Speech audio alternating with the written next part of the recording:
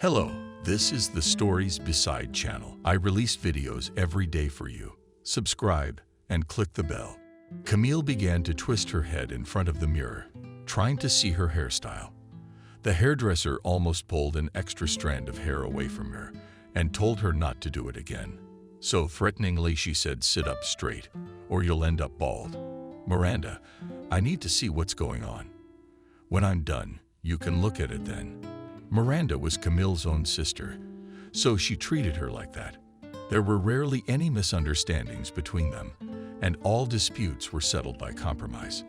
However, as big sister, the difference was 3 years. Miranda sometimes had a commanding manner, and she seemed to like it a lot. "And if I don't like it," Camille pleaded. "It's all right, we'll fix it." Miranda replied with humor, "This is the 3rd time you've come to see me this month. Are you not satisfied with your own appearance?" "I can't decide on an image, honestly. As soon as I plunged into business, I want everything at once. And there are so many worries that I can barely keep up." "Oh, come on. Don't be so smug. It's only a small cafe, and there's not enough customers to get tired. If you can't keep up, ask your son and daughter-in-law to help you." "You're wrong about the customers. Some days there are no vacancies," Camille corrected her. "As for William and his fiancée, I'd rather invite strangers. My son didn't take my advice. Now he'll have to make his own way." "You shouldn't do that, sister. He won't forgive you." I shook my head. "Miranda, mark my word, you'll have to ask him for help. Only it won't be too late. I can handle it myself." With a frown furrowing her brow, Camille replied, "And get your hair done. I have to get back to the cafe," Miranda continued, her sister. But at the same time, she was slightly offended by her attitude towards her own son. William was considered the most promising assistant in the business. He had a degree in economics, but at the moment he was investing his knowledge in the development of another firm, and he could have worked at his mother's cafe to make it even more profitable. But no, Camille didn't want to see her sister-in-law Lisa as a rival, especially since they had different characters and views on life. Not only that, her sister-in-law initially seemed to her a wiretapped and uneducated girl. She had a wrong opinion that they were not a couple and that they were different. Camille had too high an opinion of herself. Despite the fact that she had nothing to do with powerful people, the cafe didn't give her any preferential treatment, but she told everyone she knew that she ran a serious business. Of course, they tried not to argue with her and just nodded their heads. But behind her back, they would say things that would make your hair stand on end. It is possible that Camille knew about it, but did not pay attention. She believed that all means are good for achieving the goals, and if necessary, it is possible to go over the heads. Well, now it was all set. Miranda finished and showed the result of her work. "What's not bad? I would even say stylish."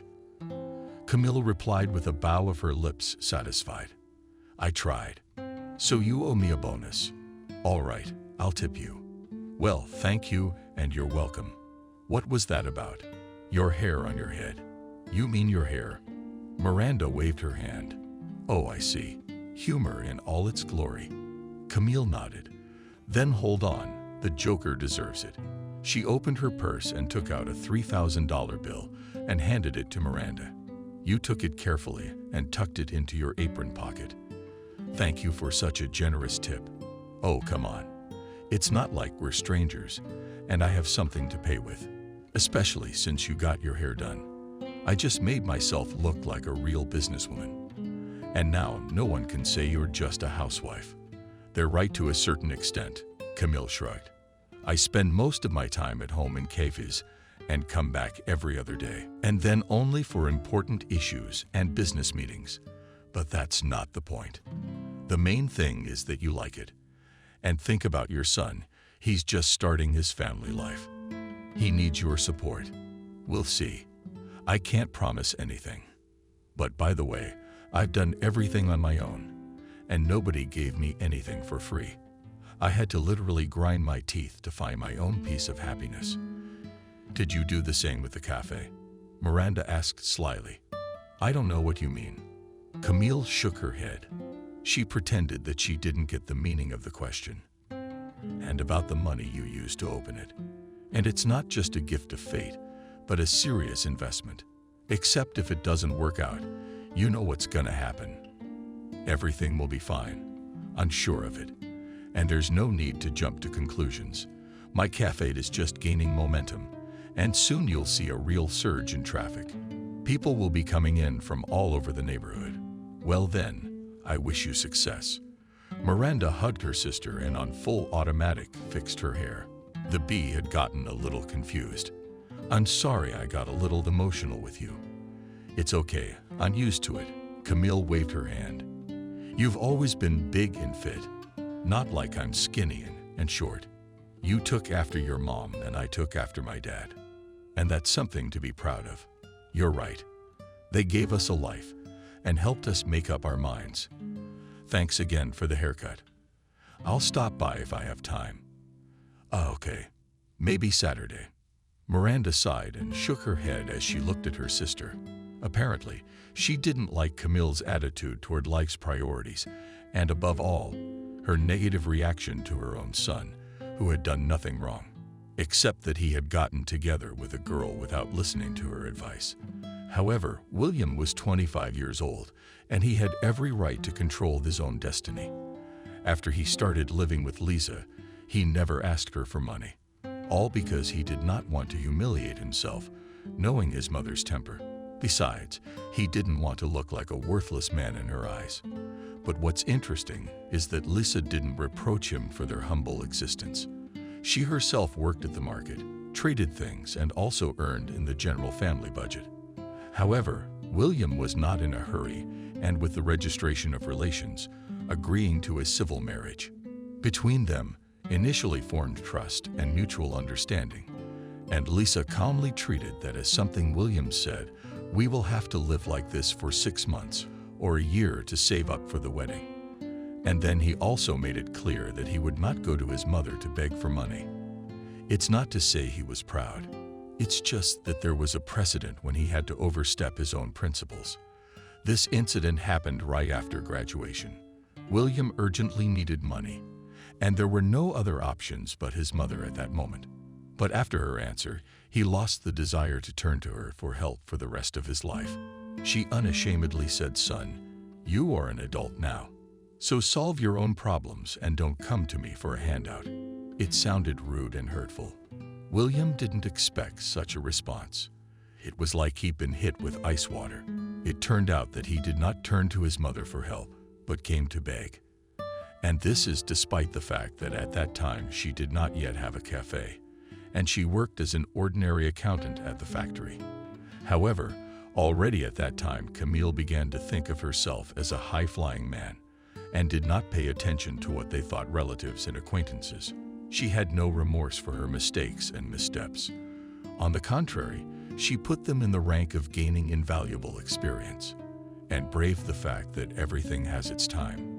And soon everything will change for the better. But it took time and years for the business to become a lifelong endeavor. It is likely that Camille was aware of this, but did not accept it as a settled reality, and moved forward according to some specific plan of her own. At the same time, the problems that came her way made her more and more nervous and made her look back. And Camille began to notice that it was not so easy to manage the business. However, she could not admit it to her closest circle, and above all to her own sister, because Miranda was on good terms with William. On the one hand, it was a vicious circle, which she created herself. On the other hand, there was an opportunity to get out of the trap. The second option promised prospects for development and growth. But for that, she had to agree to Miranda's proposal. Her sister had hinted that William could use her help. What she didn't say was how best to do it. Given the way things were between Camille and her son, it was hard to imagine them reconciling. Besides, he didn't live alone, and that meant that she would have to take her daughter-in-law on bail and share the family life with her, despite their differences and divergences. Camille could not yet decide on this step, because in this case would have to come down from heaven and do what her son did when he asked her for money to overstep his own principles. After weighing the pros and cons, she came to the conclusion that she could do without his help. She even said out loud, "It doesn't hurt to need someone else's handouts." And this meant that she categorically denied any interference in her business, did not want to share it with anyone, much less show the real state of affairs. And if her son found out, he would have a reason to ridicule her, and in her opinion, the rest of the chain would get the information.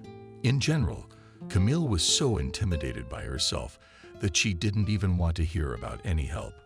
She was constantly seeing the snide faces of her relatives, and she was not going to let them pounce on her like a pack of hungry hyenas. She was pulling her weight with all her might, refusing to accept the harsh reality. When Camille arrived home, the first thing she did was to take a shower and wash off the rest of the day, except for the hair salon. She also visited the cafe and solved some organizational issues. The manager showed the reports for the week, and in general, they were more or less optimistic. Not to say that the place was making a fabulous profit, but so far it seemed to be able to stay afloat. I prepared a light dinner. Camille turned on, relaxing her music, and sat down massage chair. It was set to the right program. And after a few minutes, she felt an inexpressible sensation. Euphoria.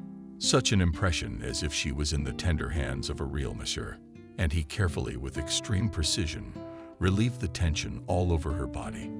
This attitude to relaxation suggests that Camille loved herself more than anyone else.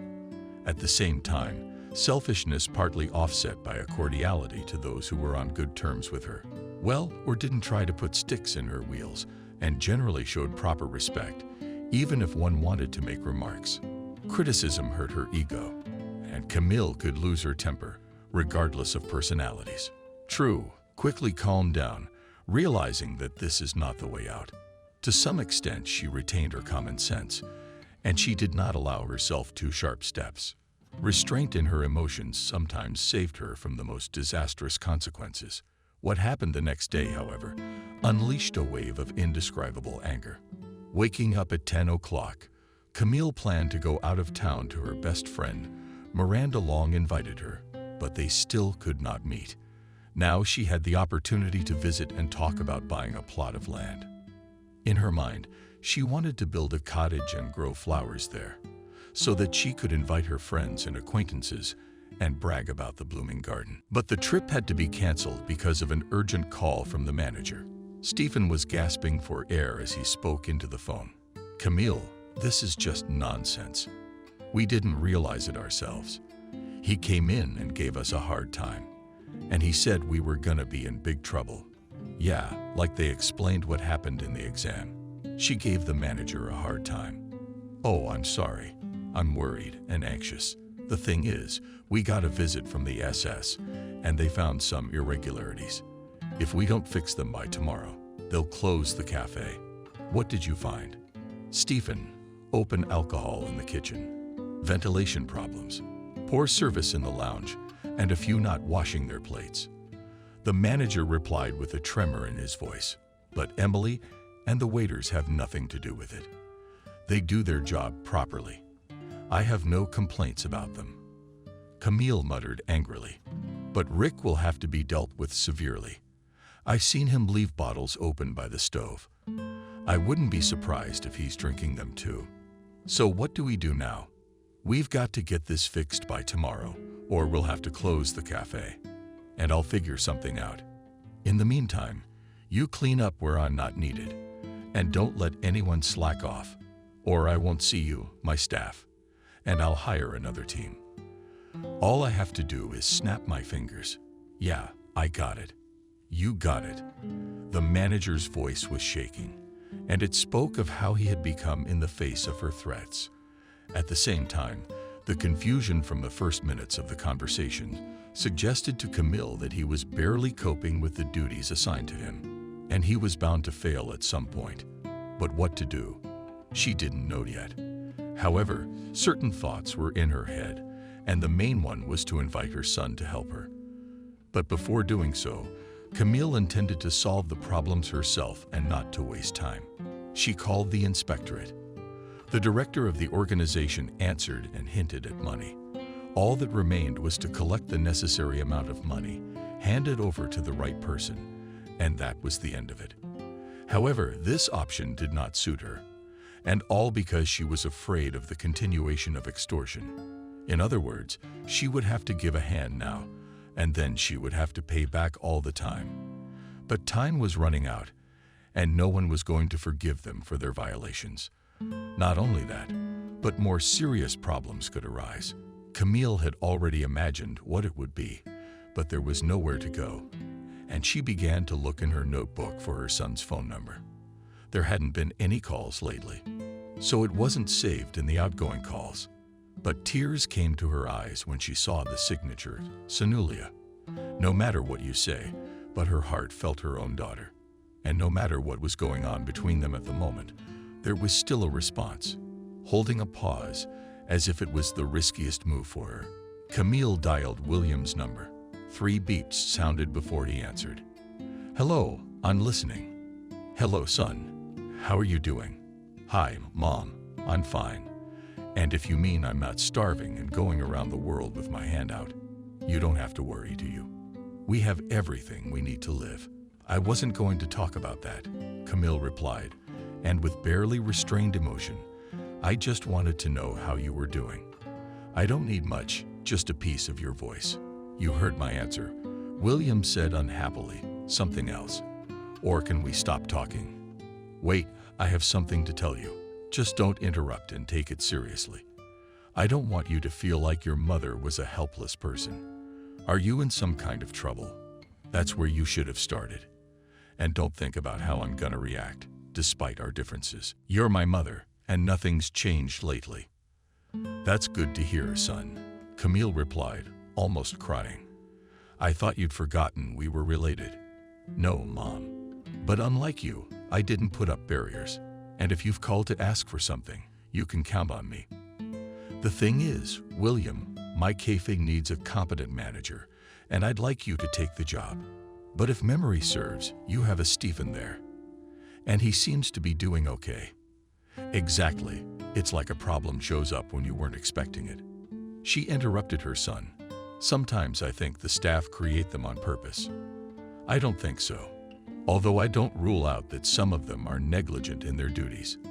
That's not surprising. It's not like you're there that often.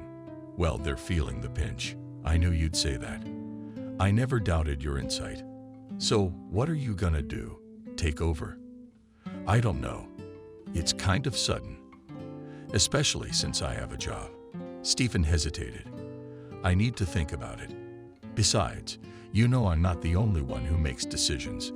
Yeah, well, Lisa has a say in your family too. And you can't quit your job." Camille replied with a heavy sigh. "But on the other hand, one head is better than two. You can combine them for talking to him." She put the phone away on the nightstand and made a thoughtful face in her head. Immediately there was a fleeting thought, and was it right that I called my son to help? He would think that I had failed. My inner gut began to tell me that I should act, relying on my own strength. But the mother's heart was drawn to the native blood of the kidney, and having made certain conclusions, Camille still chose the second option. With William, it would be possible to turn mountains. If she had done it earlier, then she would not have faced the problems that fell like from the horn of plenty. At the same time, Camille gained invaluable experience, and at certain moments it helped her a lot. She had even gotten away with it when there seemed to be no chance of escape. But now there were insurmountable difficulties, primarily because he had lost control over his subordinates, and they were increasingly working overtime. But she had no good reason to fire any of them. Or rather, she didn't have the courage to say goodbye. Camille decided to entrust this mission to her son to ward off the storm clouds. Again, it was not without mercantile interests, although, if one judged it that way, she depended on him too. At the moment, the son was the only free salvation, and it's a good thing he agreed. He could have remembered all her antics. Camille, as imagined their meeting after a painful parting, and then a little bit even shivers ran down his spine, as if cold from somewhere it was pulled. Dialing the CES director's number again, she proudly told him, "We will fix everything." You'll see it tomorrow. Good. Cell phone rings. Glad to hear it. But if anything, the cafe will have to close. The man replied sneeringly. Don't even think about it. I won't give you that opportunity. Camille felt relieved that she had partially solved her problems. All she had to do was wait for her son, who promised to correct her mistakes. He did not reproach her for taking on an impossible burden, but at the same time he made his position clear and made it clear that it was better to work together. She did not even argue with this, because she had experienced all the vicissitudes and intricacies of business, and if at first everything seemed to be a simple hobby, it soon turned into a heavy routine, and it required more and more dedication from her, and Camille couldn't get the last juices out of herself. And as a result, both the management system and the quality of service suffered. The SES representative quickly discovered this and demanded that it be fixed, but left a window of opportunity for a financial settlement, and it was up to her to take advantage of it. For now, Camille opted for her son's help in the hope that he would spare her the unnecessary expense. An hour later, as promised, William arrived, but not alone. Lisa arrived with him. She looked around fearfully, as if she were afraid of meeting monsters. In fact, she had a state of surprise. After all, it had been so long since Camille had invited them over to her place, playing the part of the cheap and grand business lady. And now this event, of course, it couldn't help but come as a shock. Well, here we are. Mom, right from the doorstep, said William, and put his arm around her shoulders. As you can see, I'm not offended by you, and we can discuss everything in peace. Thank you, son. I didn't expect to hear any other words from you. She nodded back at him. Hello, Camille. Lisa greeted her quietly. Hello, sister-in-law. Why are you so weak? I didn't eat enough porridge this morning. No, I just had some. Oh, you probably weren't planning on coming to see me. But to be honest, I wasn't, because you haven't called us in a while. Mom, you called me looking for a reason to fight. William frowned. No, son, not even a thought. I shook my head. I was just checking just in case you really did have other plans, and you had to change them because of me. That's okay. We'll do it some other time, especially since your problems are more important. And I wanted to get straight to the point so I could get them done by tomorrow. Maybe I'll have tea and cake then, Camille suggested. I'd like that. I like desserts. What about you? Lisa? I'd love to. I like cake. Well, that's fine. Come on then, sister-in-law. Help me set the table. What am I supposed to do? William looked at them in surprise. Oh, I almost forgot. Here's Stephen's number. Call him and clear up the situation. Anyway, plug in. Time's running out. I do not want to blush tomorrow in front of the SES. Besides, I told them, or rather, the director, that we'll fix it. I'll see what I can do. His mother and Lisa went to the kitchen, and he started calling Stephen. He answered only after the second ring and didn't immediately realize who was bothering him. Sorry, I didn't recognize William. How long will you live? Thank you. But that's not what I'm talking about. I'm talking about how to fix all the problems. After all, they didn't arise on a single day, and it's obvious that the staff has been unraveling the situation for a long time. And you didn't follow up on it properly. But you know I'm gonna talk about this right now, so get pen and paper ready. Meanwhile, mother-in-law and daughter-in-law were busy preparing for the tea party. Besides the cake, which was cut into small pieces, they decided to make sandwiches on the table, and immediately smoked sausage appeared, followed by cheese, tomatoes, cucumbers, and salad leaves. And it was all topped off with a prefabricated arrangement of waffles and candy in the crystal vase. What William was talking to Stephen about, they weren't even listening. They didn't seem at all interested in how events were unfolding there, and one could assume that all their attention was focused on their own communication. In other words, Camille and Bulega were trying to establish contact, and they succeeded quite well because they did everything smoothly and without disagreements. In any case, no one teased or rushed them. Camille even complimented Lisa on the quality of the slicing. She liked the way her sister-in-law put the cheese and sausage on the plates, and also noted the interesting combination of sandwich layers. Overall, the meeting was a success after a long standoff.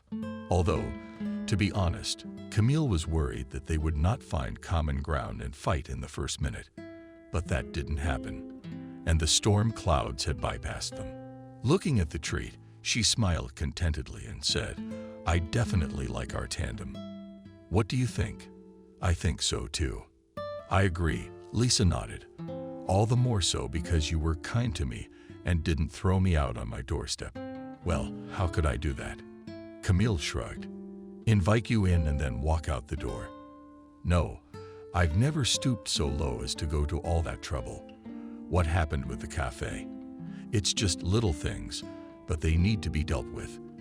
I hope William can do that so I don't have to close the place down." "Even so." "But why?" It was obvious that Lisa did not ask questions out of idle curiosity. She was really worried about the fate of the cafe, even though she had nothing to do with it. "The trouble is that I've gotten too caught up in my image." Camille replied sadly with a heavy sigh. "I visited beauty salons, fashion boutiques, but I forgot about the main thing.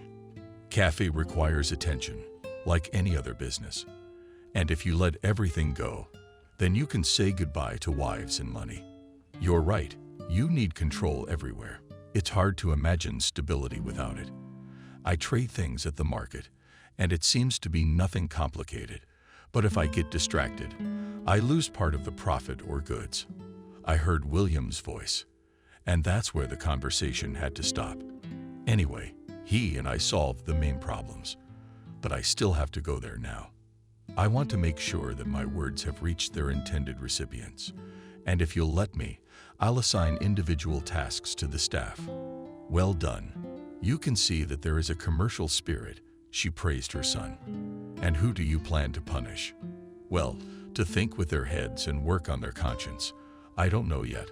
I'll come and with Stephen we'll decide what to do," shrugged William. "By the way, what should I tell him about his current position?" "You're the manager now.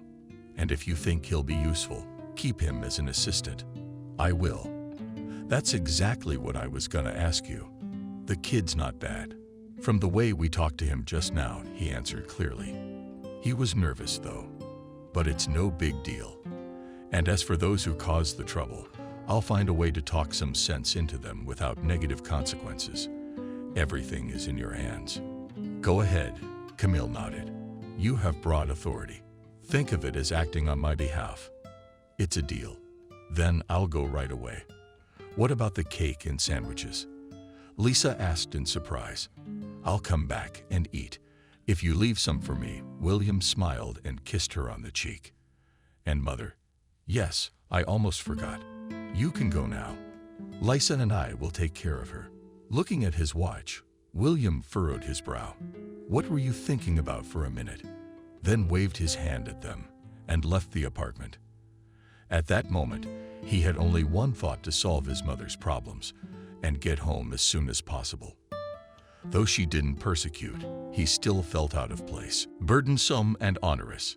It seemed to him an invitation, all the more so at the most unexpected moment. William couldn't believe his mother was doing all this unselfishly, well or heartily wishing to make up with him. He knew her character perfectly well, and more than once was convinced that it could not be corrected. His mother would rather make strangers relatives than condescend to him. And this was no exaggeration, for she had never been able to admit her own mistakes.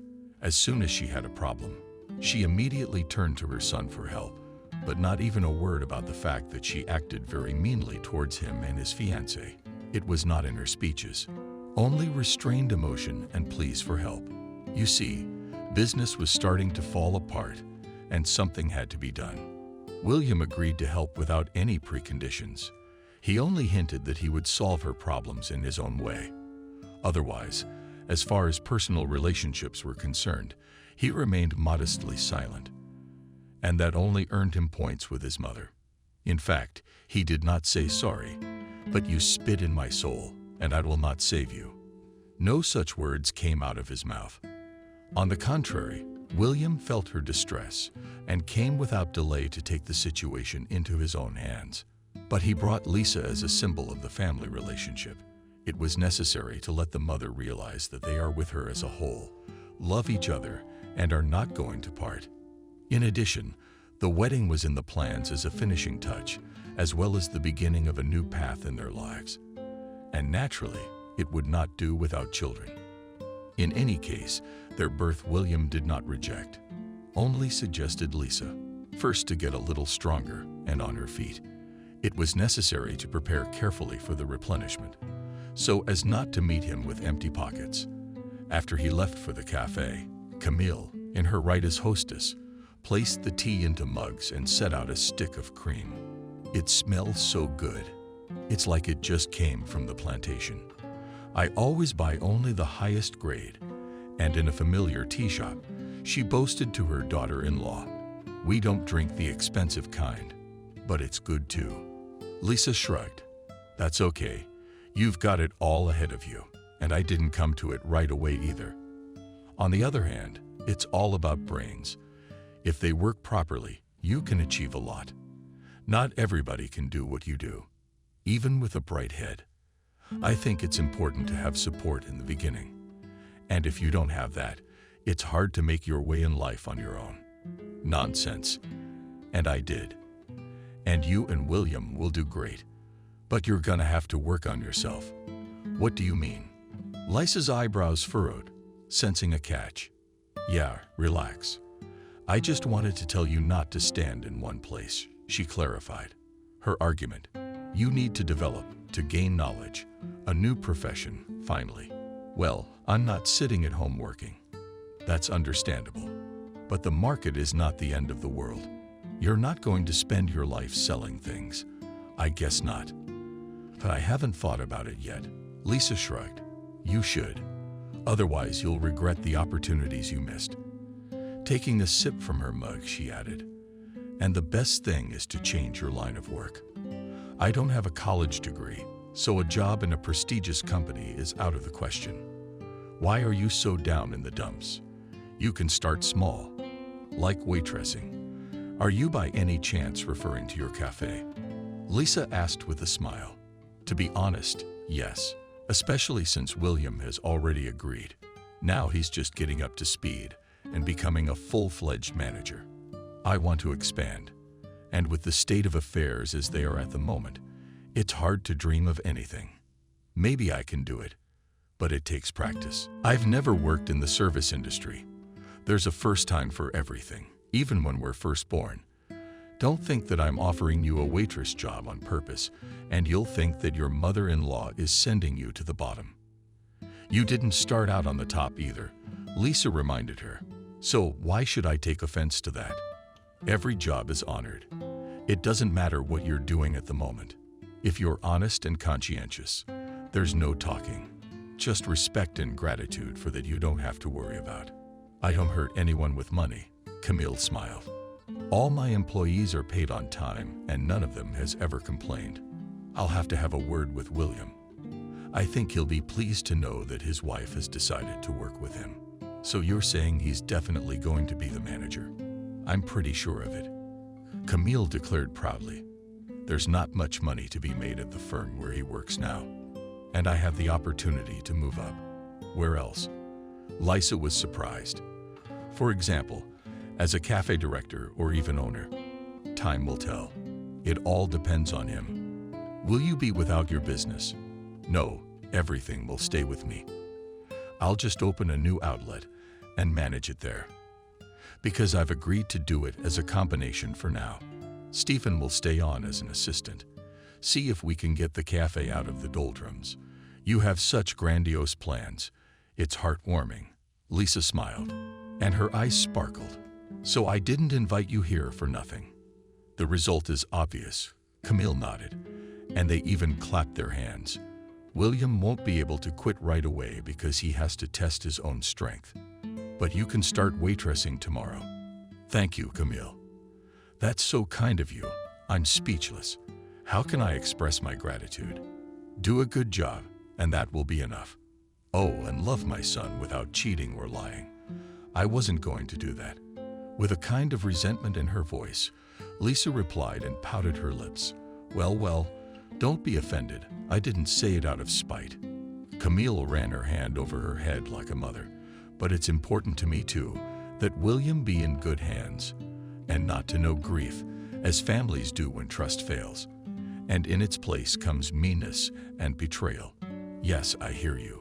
You can rest assured of my honesty. I always work and have always worked with complete dedication. There you go. I haven't even hired her as a waitress at my cafe yet, and I've already humiliated her, and did not even blink an eye, but pretended as if nothing had happened.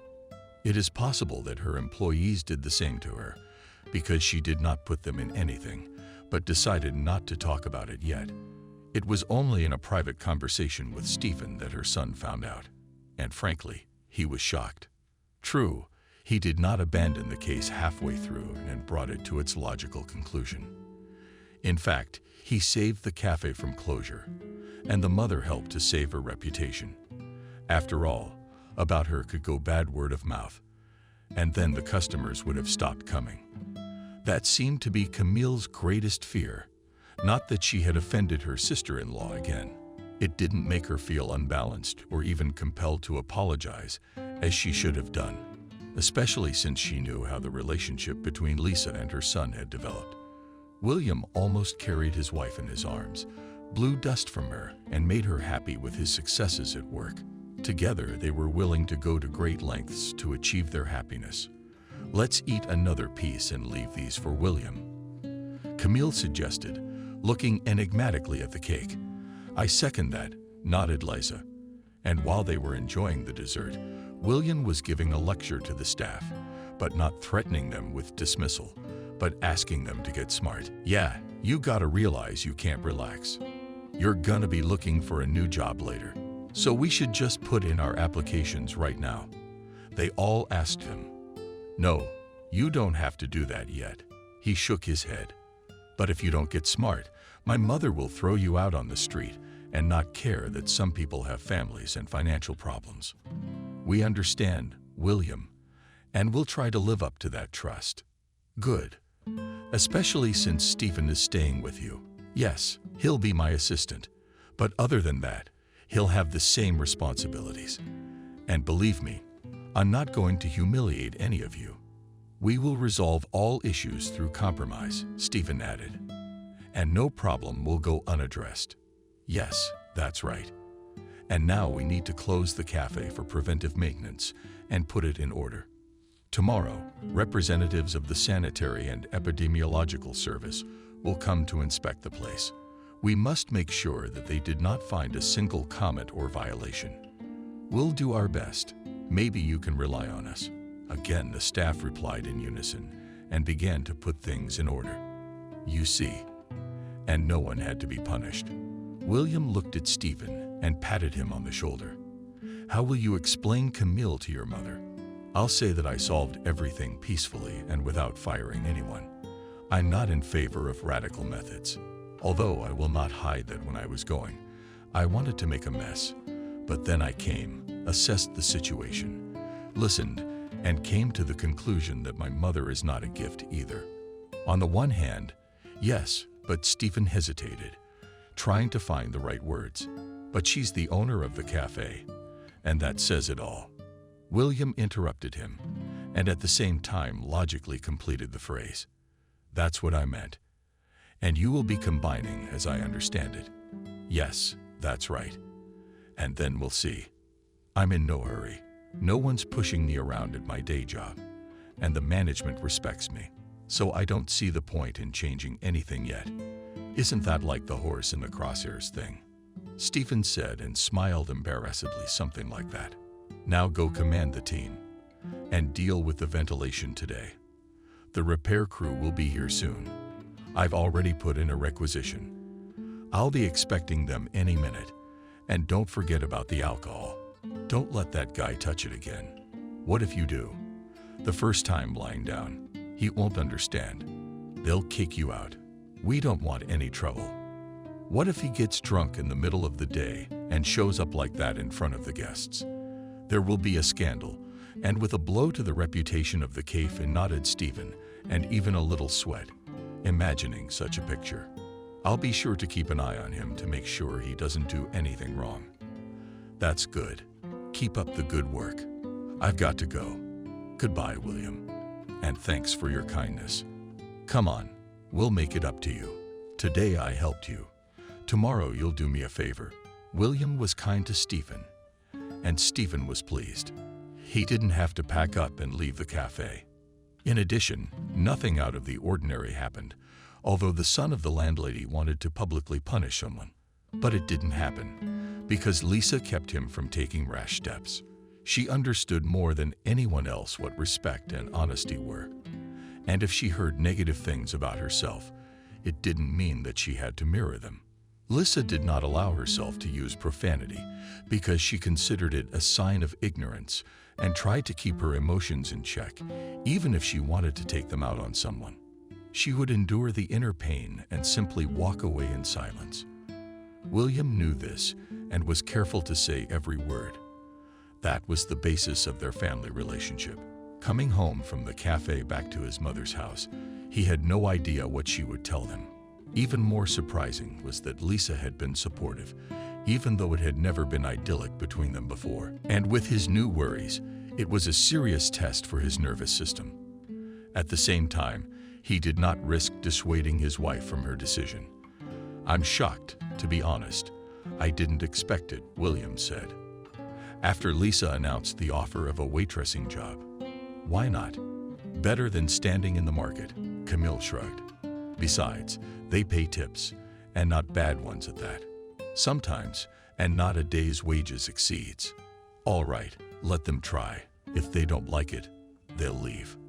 I talked to the team and realized that they cannot work normally. "Wow, I thought it was the other way around." "No, Mom, it's fine. It's just that they got a little slack and decided to do me a favor and leave me without a cafe." She snidely continued the line for him. "No, you're just imagining things." William reassured her. "You'll see that after a while everything will change, and the cafe will be transformed for the better. Its name will rumble all over the neighborhood and attract crowds of customers.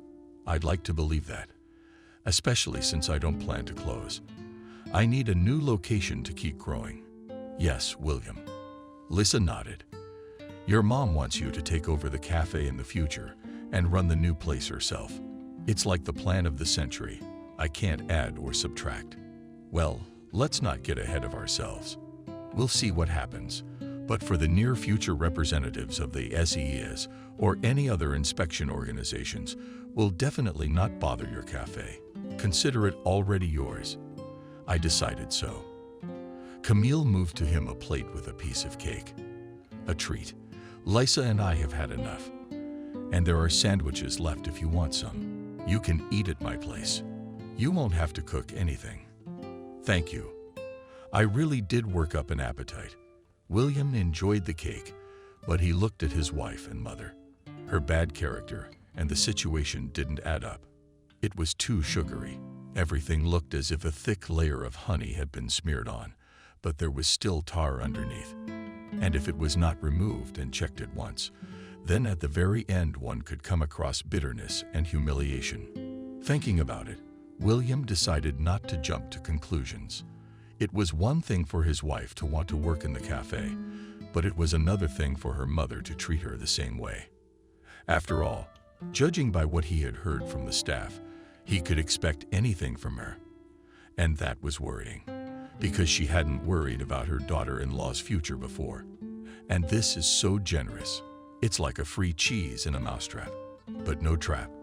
I had to wonder where the catch was, where to look for it, so as not to be in a stupid position. William didn't know the answers to these questions yet, but he took note of them to keep the situation under control.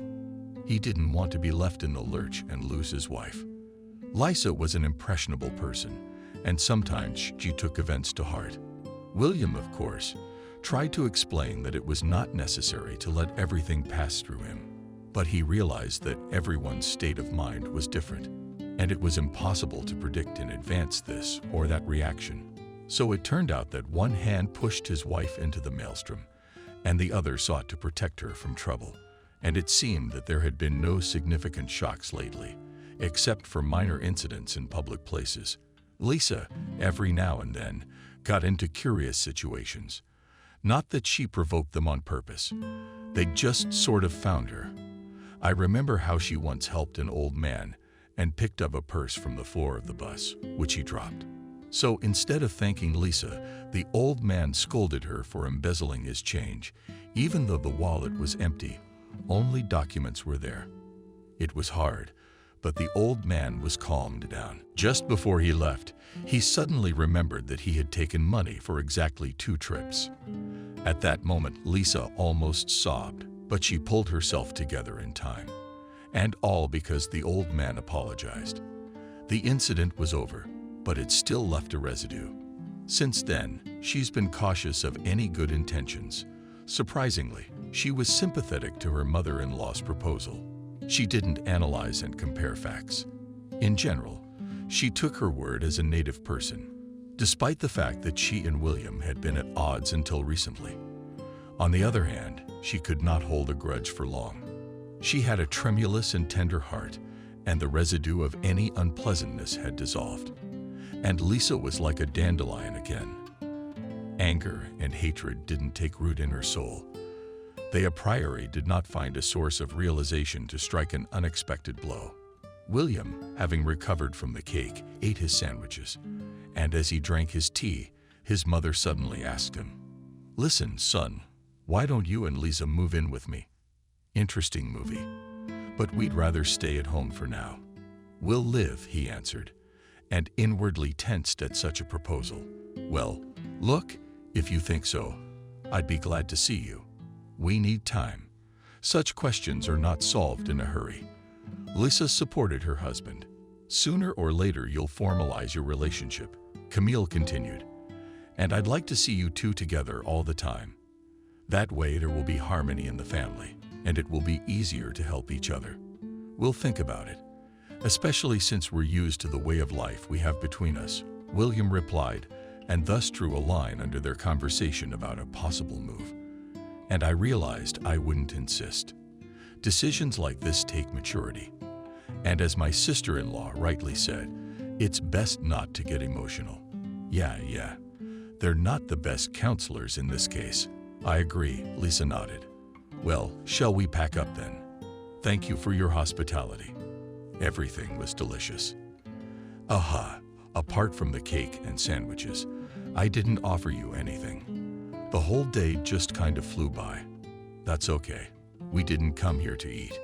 We're here to solve your problems and make a difference." "That's true. But still, I apologize for the meager table," she said guiltily, lowering her head. "I liked it, just like home." Lisa put her arm around her shoulders and at the same second removed her hands. It felt like a hot surface. "Thanks for the compliment. And don't forget what I told you. Anything can happen in life. And this is stability." "All right. Thank you for your wise counsel." William and Lisa left the apartment, and Camille crouched down and cupped her head with her hands. What she was thinking at that moment, one could only guess, but the nervousness around the problems was very alarming, and primarily because they were the main indicators of impending collapse. Camille did not tell her son that the chair was wobbling beneath her, and it was still unknown how her future fate could have turned out. She did not dare to reveal the main cards in the hope that by that time her son would decide everything for her. But he didn't have all the information and power. And in the end, he almost found himself between a hammer and an anvil. And only the wife again found a way out of the situation. Lisa gave the last thing she had to save the family. But by then it was clear William's mother was in grave danger. And ironically, she had created it for herself. Even bravado, trying to minimize the loss. But that didn't help either. And after a while, the shocking truth came to the surface. The only person who had the vaguest inkling of it was Camille's own sister, Miranda watched her business endeavors from the sidelines, but stayed out of the way with unnecessary advice. She had enough of her own worries to take on other problems as well. At the same time, Miranda was genuinely worried about her sister and hoped that she hadn't fallen into a trap. After all, business, in addition to the investment of money and time, could take away the most important life, and such cases happened when businessmen lost. At first, they also started easily and effortlessly, and then everything flew into the abyss, and it was good if they managed to save themselves at the very last moment. Such people were called lucky, but there were also those to whom fate did not smile, and then only a marble or granite slab somewhere at the edge of the road reminded of them. Of course, Camille did not want such a fate for herself, but she could not help but realize what she had gotten herself into. All the more reason to use other people's money for her own well-being, and her sister had warned her about that. When it first started, that's what she used to say. "Look, Camille, it'll all go down the drain. You'll be looking for the fifth corner." "Nothing will happen to me," Camille said. "And I was born under a lucky star. In case of emergency, my son will help me and won't go anywhere. But I don't want to have to do it myself." This conversation took place just as Camille was having her final quarrel with William. He wouldn't take her advice, and he wouldn't leave Lisa. And to keep her out of the way and keep her mind off him, he moved with his wife across town. Camille had not visited them all this time, and they had no desire to ask for a visit. And today's meeting, frankly, had been confusing. William didn't expect his mother to ask for help, but I couldn't say no, because then I'd hate myself. Inside, he still held out hope that his mother would change her attitude toward him and Lisa. But time flew by, and there were no signals from her. In fact, neither of them wanted to make the first step. And in this situation, pride was an obstacle. If one had been offended once, it wasn't certain that it wouldn't happen again. That's what was holding them back. Like a red rag for a bull during a bullfight, and at the same time it was impossible to concentrate on more important details. It was as if they had spoken in an unknown direction. Leaving behind a hazy trail, William tried to put all the puzzles of the Rebuses together, but eventually abandoned the endeavor. He lacked the stamina to find the missing link in the long chain of events. In addition, there was partially no logic with which to explain anything. When they arrived home, William and Lisa breathed a sigh of relief. It felt as if they had been interrogated. They barely got out of there, forgetting everything. They threw off their shoes and sat down on the sofa together and said in one voice, "What a day it's been today." I could hardly refrain from saying it to my mother's face. William shook his head. Lisa's eyebrows furrowed at the cafe.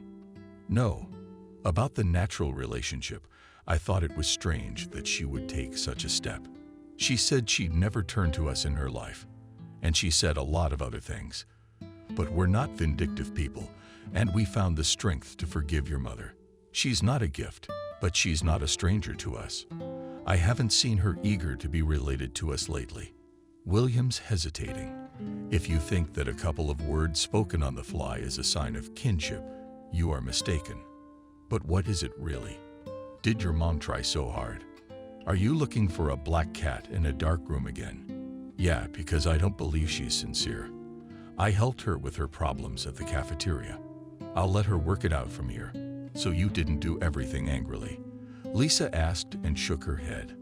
I just started. And if you want to understand, you have to go into it thoroughly, and then everything will fall into place. So what's the matter? Your mother offered you the manager's job. I'll have to think about it. I'm sensing a catch. I just can't figure out what it is. There doesn't seem to be anything to worry about, except for the SES nagging, but I still feel uneasy. I was also kind of wary of her offer to work as a waitress in a cafe. But then I thought and came to the conclusion that if we make a concerted effort, then who knows?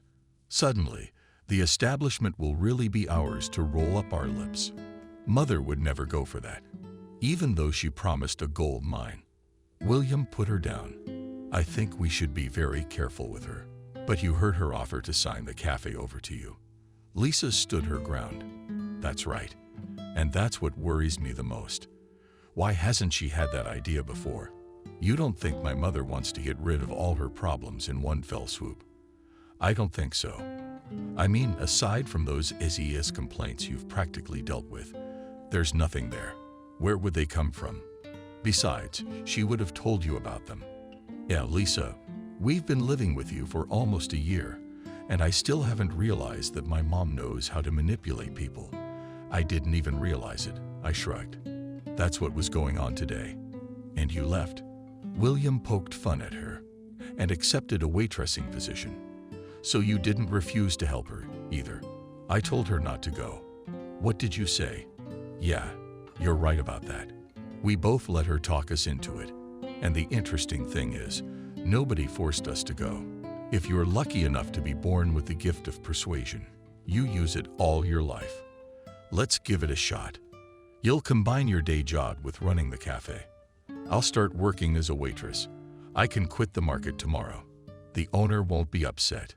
Maybe she's right, and we're just screwing ourselves. William replied thoughtfully. It's just that, she hasn't contacted us for a long time. And now she's offered us such goodies. And most importantly, she didn't ask for anything in return. It was as if she decided to give up everything. Not to be dramatic, not to inflame the situation. Lisa put her arm around his shoulders and kissed him gently. Time will tell and put everything in its place. And if we are right, it will be a life lesson for us. Yeah, I guess that's what we'll do. Don't go looking for a black cat where there's never been one. We gave ourselves a headache for nothing, and now we don't know how to get rid of it. I've got a good remedy, and you know what I mean. Lisa pulled him into the bedroom, and William's eyes lit up with anticipation of a passionate night. Such a remedy. Not only did the headache go away, but any other soreness stopped reminding of itself. Not only that, there was a burning desire to do good deeds. The body received such a powerful charge of vigor that it was enough for several days. And finally, the state of health improved. And in women also the emotional background. At the same time, the doubts that arose did not just cause them to have a heated discussion. Most likely, intuition worked, and there was dissonance in making further decisions. After all, William's mother once again. After all, William's mother really did not spoil with such gifts. She was only trying to make herself feel good. Naturally, under such circumstances, it is time to think about mercantile interests, and not only to earn trust, but also to benefit in this regard. Camille is quite good at it.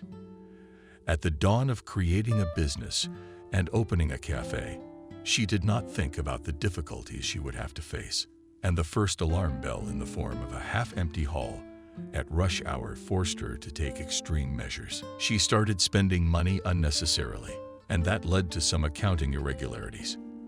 With difficulty, but some things were resolved. But the biggest problem remained, and after a while, it got to her head. Yes, so that I left confused, however, got rid of all their barking, and with tears in my eyes thanked for the rescue. She was literally pulled out of the trap at the last moment. Just a little bit more, and there would have been a new granite slab by the road. And so she got off with a slight scare and finished her business epic. Didn't take what turned out to be a heavy load. It was not for nothing that her sister told her she'd be better off doing something quiet. The next day, William went to his main job, and Lisa called the owner of the trading tent and agreed with him on a 2-week vacation at her own expense. Whatever she said, her intuition told her the right thing to do, so she didn't hurry to quit her job. At the same time, and warned her husband that he did not particularly rush into the documents, did not take responsibility if her mother offered to sign any papers. The premonition of trouble did not leave Lisa until the very last moment, up to the day when the unpleasant event happened, and immediately after it the flywheel of global changes spun, which almost pulled everyone who in one way or another had something to do with the cafe. Having arrived at the new place of work, Lisa first of all assessed the situation and realized that there were enough problems in the year that they had not been here. There had been dramatic changes, Some things had gotten better, others had fallen into disrepair. But the saddest thing was that people were passing by more and more often, not even looking inside, not even with one eye. All said that the mother-in-law lost her way and, without realizing it, pulled the business to the bottom. No wonder she needed her son's help. I didn't feel right wearing that hat.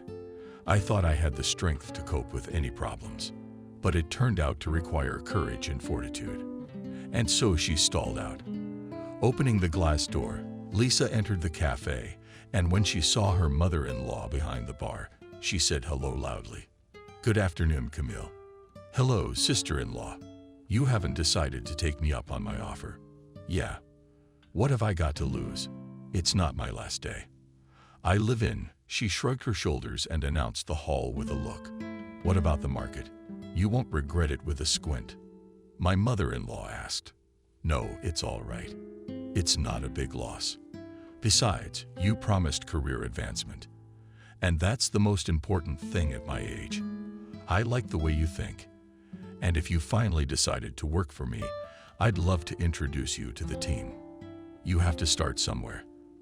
Lisa nodded and followed her into the kitchen, where her mother-in-law had invited all the employees. Once in the main house of the cafe, as in any other place, she was saddened by the dull interior.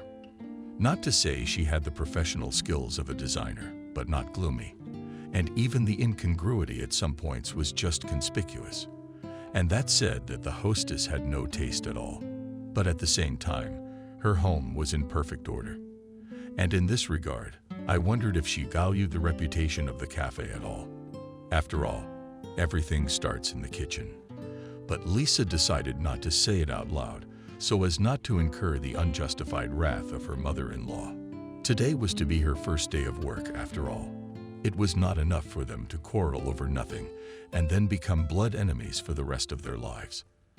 Lisa couldn't afford that. All the more so because she had promised her husband to hold out for at least a week. For some reason, he decided to conduct an experiment and check other versions of the problems. "Well, here are all my subordinates. You will work with them." The mother-in-law pointed to the crowd of young people. "Good afternoon, everyone. My name is Lisa. I'm here to apply for a waitress position. If you'd like to join your team, I'd appreciate it. Join us. We'll all make money together," answered one of the girls. "My name is Christina, and I'm also a waitress." "That's great. I already have a date. Will you be interning with her?" Camille said, looking contentedly at Christina. "And make sure the customers are always happy. Otherwise, you will not make money on them, and I on you and double the amount." "That's right, Camille," the subordinate said with glee. "Now get back to your workplace. There's nothing to crowd here." The employees began to come out of the kitchen one by one, extending their hands to Lisa and calling her name. She nodded in response, but she couldn't remember half of them. Christina looked at her with a smile and said cheerfully, "Don't even try. I could tell from your pensive look that you were mumbling their names to yourself. You shouldn't do that at work. You'll know everyone's face before you know it. It's hard at first, but then you'll get the hang of it. Thanks for the encouragement. I hope I learn quickly. I don't want to spend the whole internship on the bench," Lisa joked. And Christina took her humor to heart. "It's not soccer, but you'll have to run too. And most importantly, without letting yourself get hurt. In a way, does anyone fight here? No, very rarely. However, there are customers who cling to beautiful waiters. They can pinch the soft spot and pull my arm. With me, such numbers do not pass, and I quickly put in place. And after that, the man comes to his senses for a long time. But this is categorically not to do." Shook her head Christina. "We already have 2 girls because of such tricks left without a job. Camille believes that the customer is always right. Well, let her comfort herself. Or does she turn on her heel?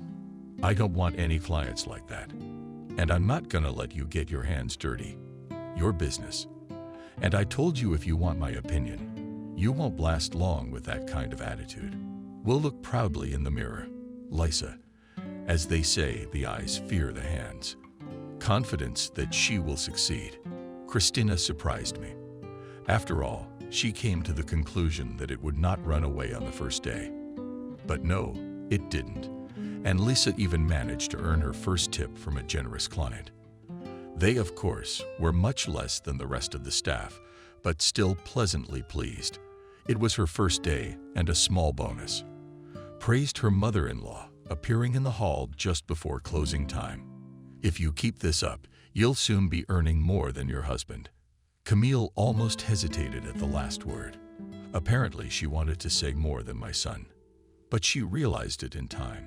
She looked around and said the best possible thing. Lisa didn't correct her to avoid embarrassment. Otherwise, it would have been a disagreement. Thank you for your kind words, but it's better the other way around. She thanked her mother-in-law and left the cafe. It's up to you. But the career path is still on the table. Do you want a ride, or are you taking public transportation?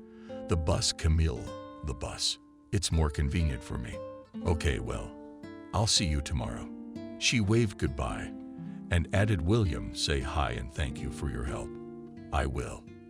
After getting into the car, the mother-in-law turned around, put on the gas, and drove towards the center. Lisa waited for her bus at the bus stop and went home too. As soon as she crossed the threshold of the apartment, she was immediately picked up by her beloved husband. And how was your first day on the job, okay? I'd give it a solid B. Lisa winked at him. Okay. What did you take 1 point off for? Frowned his eyebrows for molesting their customers. 2 of them even tried to touch me. I should have told my mother. She would have sent them away. That's just it. She wouldn't have sent them away. Lisa answered evasively and shook her head. Why not? Because, in her opinion, the customer is always right, no matter what he does. That is, he can appeal to the waitresses. Angry?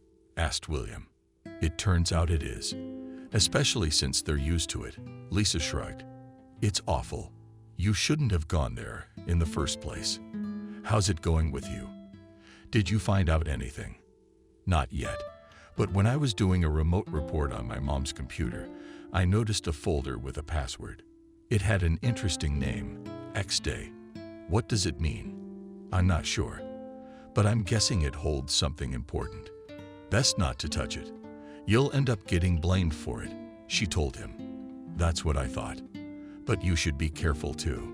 William kissed her on the cheek and took her into the kitchen. It turned out that he had prepared a romantic dinner for them to coincide with her first day at work.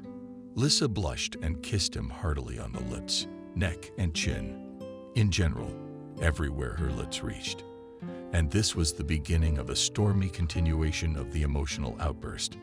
At the same time, ahead of them awaited a series of incredible events, which led to the long-awaited denouement.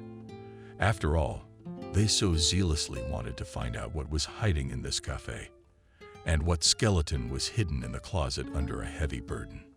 Involuntarily triggered the mechanism of disclosure, the couple were horrified when the harsh truth was revealed. And on the surface surfaced not only personal problems, Camille, but also much more severe consequences. That's where the wave that almost swept them into the abyss came from. And only by a miracle did they manage to save themselves, by taking advantage of an unexpected offer from Lisa. Yes, she was the one who sacrificed part of her past to stop the wave, and she was hailed as a hero for her courageous act. But that X-Day, as William read in the folder, was still 5 whole days away. He continued to help his mother periodically, building up the business and bringing in more clients. Lisa, on the other hand, was gaining experience as a waitress. And I must say that she was even better at serving customers in the cafe than she was at selling things at the market. Especially since there she had to sell it profitably to get a percentage from the owner. And here it was enough that she brought the order on time and smiled languidly. Men themselves reached into their wallets to pay a generous tip. Others were not stingy at all and laid out on the table without looking at the denomination of banknotes. It came to the point that they managed to earn a month's salary in one day. But not always, and not everyone was so lucky. Usually in the evening or on weekends, and the waiters took advantage of it. They were carefully prepared to serve their customers to the highest standards. Lisa didn't try to squeeze the last of the money out of a customer. If he tipped, she thanked him profusely. If not, she simply said thank you. Come back anytime. And after a while this information reached her mother-in-law. She didn't think much of it at first. And when such tricks began to happen on a regular basis, she decided to teach her daughter-in-law a lesson. She sent an invitation to the kitchen through Christina. Camille stood outside the door, holding a large stainless pot in her hand. What she was going to do with it remained a mystery for now. But as soon as Lisa entered the kitchen, her mother-in-law abruptly opened the lid and poured over her daughter-in-law's head the leftover food from the table, and then set the pot on the table. She looked at her squeamishly and said these words, "Don't dishonor my graying head." "For what?" Camille, with tears in her eyes, shouted Lisa. At the same time, Christina stood behind her back and smiled evilly. "That's for not wanting to work like everyone else." My mother-in-law smelled of booze. It was a sign that she'd taken a drink before she was tortured. "If it's about the tips, you can collect them yourself. In fact, I don't want to stay here anymore." "Well, that's good. You're free to go. We don't need your services anymore. Is that right?" "Yes, Camille." The staff replied with a chorus of cheers and drooped their heads. They clearly didn't have the courage to tell the landlady the truth to her face. But Lisa didn't expect a gesture of goodwill from them. She looked at the crowd as contemptuously as her mother-in-law and shook her head dejectedly. She simply felt sorry for the young people who had become dependent on an exploitative employer. She could stay and continue to grovel before this homegrown business lady. Lisa said goodbye. "What did you say?" Her mother-in-law furrowed her brow and tried to pounce on her with her fists. "Just try it. You are no longer my head of the housing department. I will put you in your place." "Well, Otter, I shouldn't have gotten involved with you." Slamming the door, the mother-in-law left the kitchen and went to her office. Lisa turned to Christina and said angrily, "And you will regret that he poisoned Camille on me. I know it was you who made her follow me, but you realize she's miffed." "Christina, I don't want to hear anything, and you'd better get out of my sight." The calm and poised Lisa had lost her temper, and that was a sure sign that she was really pissed off. Normally, she'd keep her emotions in check in these situations, but she just couldn't. And better now than never. Sooner or later, she was gonna have to show her character. Except it never got through to the people it was meant for. With their heads down, they left the kitchen, and in the meantime Lisa cleaned herself up. She got rid of the remnants of her meal and rinsed her hair lightly under warm water, then hailed a cab and headed home to inform her husband of his mother's egregious antics. Upon seeing his wife's disheveled hair, William immediately realized there was trouble. "Calm down and tell me in order. What happened?" He put her on the sofa. He brought tea in a glass and made her make 2 goals. Period. It's just unthinkable. "Your mother humiliated me in front of everyone," cried Lisa. "All because of that damn tip. And what did she do?" "Just don't fall off the couch when you hear this." Lisa told him how she was first called into the kitchen and then had the leftovers poured over her head in front of everyone. And it was his own mother who had done the humiliating act. And she was under the influence of alcohol, and they mocked her squeamishly. The cafe staff stood and watched, unable to say anything to her. Now my mom had completely buried our relationship, and I honestly wanted it back. But I guess I'll just have to let it go.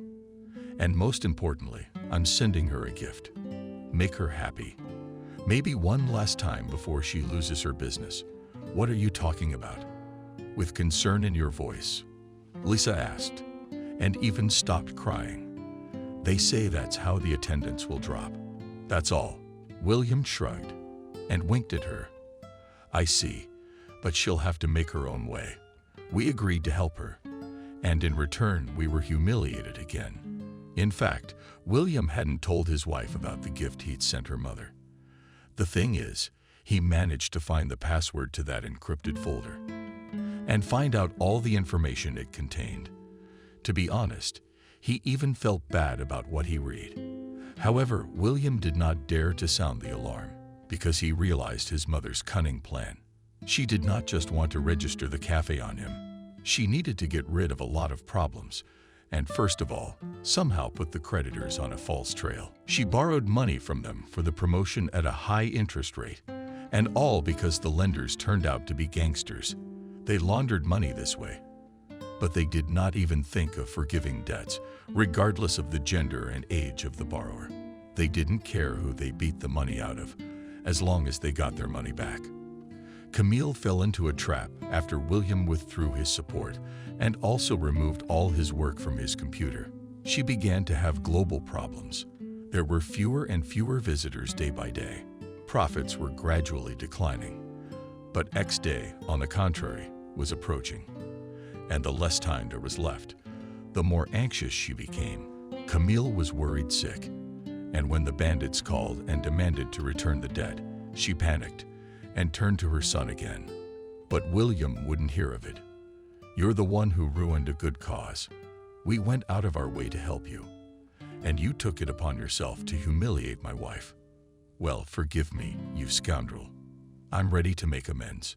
She wept in fear for her life. "Well, first I have to pay off my creditors. I realize you invited us here for a reason. You wanted to hang on to your debts to make our lives easier. I'm ashamed of what I've done, son. And this business, for crying out loud. And that low act in the kitchen. I could go on and on about my mistakes, but it's not gonna make me feel any better. I'm not making any promises. I'll talk to Lisa and call you back. In the meantime, can you sell your car? It's still not enough. But I'll wait, son. If you can think of something, I'll be grateful to you for the rest of my life." William discussed the impending disaster looming over his mother with his wife, and she again agreed to help. Despite both being angry at her mother-in-law for publicly humiliating her, figuring out their options, they had raised a third of the amount needed in a few days. Together with the car, it was exactly half. They had to find the rest of the money for the loan. So Lisa suggested selling Grandma's house. It was her only reminder of her past. But after weighing up the pros and cons, she came to the conclusion that human life was more precious. William, of course, crushed, but also did not sit idly by. He himself approached the creditors and persuaded them to wait another month. In the end, during this time, they managed to sell Grandma's house. True, they had to lower the price to get cash at once, but there was nowhere to go. Camille's life was at stake. She caused problems, and they were solved by the whole neighborhood. Naturally, the cafe had to close because the money ran out. But the creditors were paid off and they got rid of her. What she experienced during this time could only be guessed. She didn't leave the house to go to the store and back. She was afraid that the bandits would chase her and send her to the other world. But it did not happen because William agreed with them. He assumed all obligations to repay the loan. His mother thanked them for a long time, especially Lisa for her miraculous rescue, and promised not to get into the business again. Moreover, she insisted that they move to live with her because they had to give all their savings to the creditors. On the other hand, this story became a lesson for them and a hint that one should be able to forgive. It is understandable that it is difficult to forget humiliation and meanness, but no one is immune to it. And when unforeseen circumstances arise, it's no time to be proud. And that's exactly what Lisa and William did. And they didn't regret it. They finally managed to find a common denominator and eliminate all the barriers. They had been in the way for a long time, but everything had its time. The moment of truth came when fate turned to them and helped them to find peace under one roof and in the circle of a large and friendly family.